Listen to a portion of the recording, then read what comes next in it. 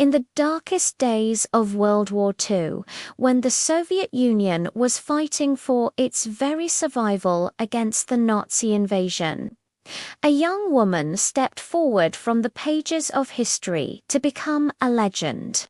Her name was Lyudmila Pavlichenko, but to the soldiers on the front lines and the enemies who feared her, she was known as Lady Death. Born in a small town in Ukraine in 1916, Lyudmila was a determined and competitive young woman.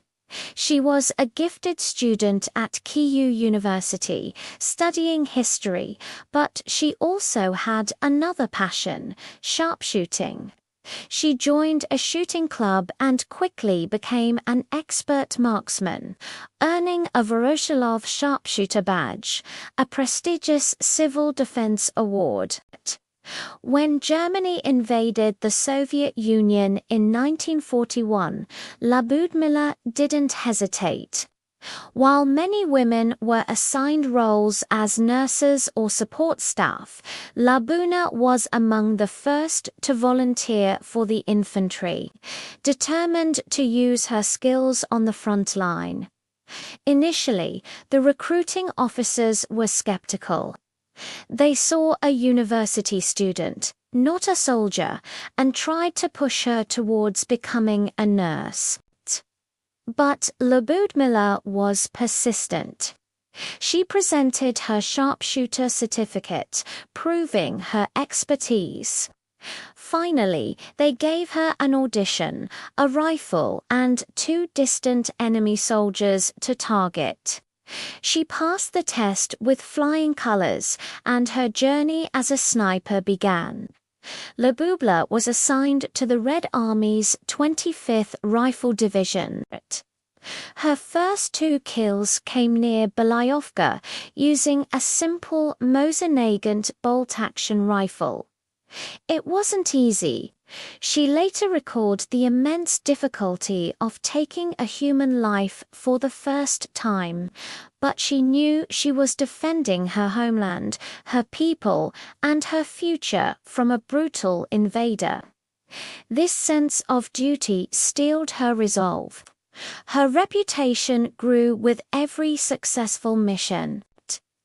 She fought in the brutal sieges of Odessa and Sevastopol. Life in the trenches was grueling. She spent months on end in harsh conditions, enduring constant danger, cold, and hunger. A sniper's work required incredible patience, often lying perfectly still for hours, even days, waiting for a single target.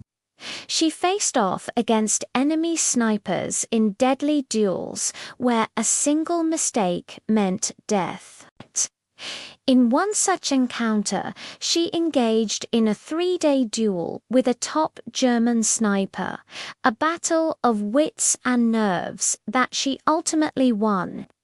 By the end of her combat career, Lyudmila Pavlichenko was credited with 309 confirmed kills, including 36 enemy snipers, making her the most successful female sniper in recorded history. Her incredible record was achieved in less than a year of fighting. In June 1942, she was wounded by mortar fire.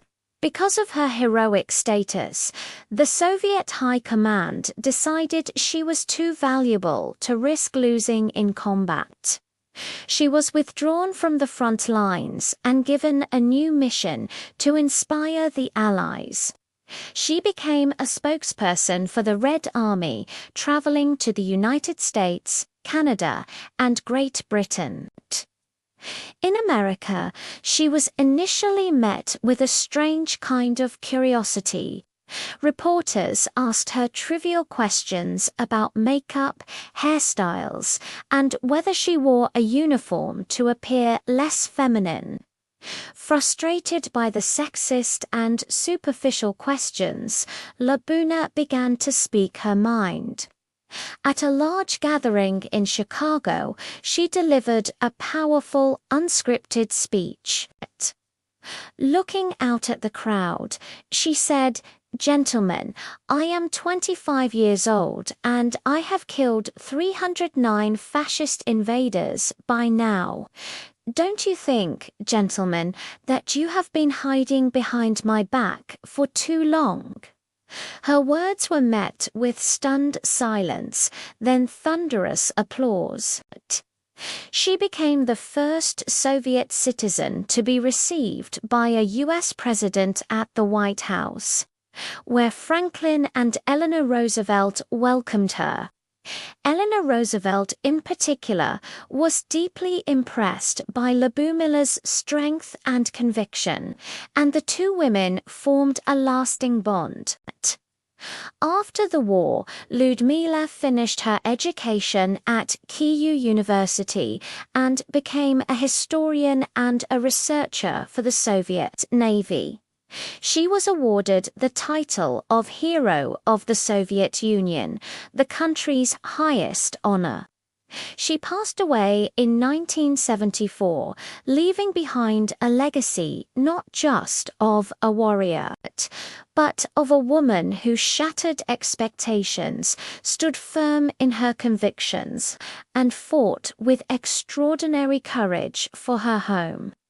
Ludmila Pavlichenko's story is a powerful reminder that heroes can come from anywhere. She was a student who became a soldier, a quiet academic who became a deadly sniper, and a young woman who raised her rifle when so many others couldn't, carving her name into history with courage and precision. Thanks for watching. If you found this story as inspiring as we did, please hit the like button and subscribe for more stories of incredible people from history. See you next time.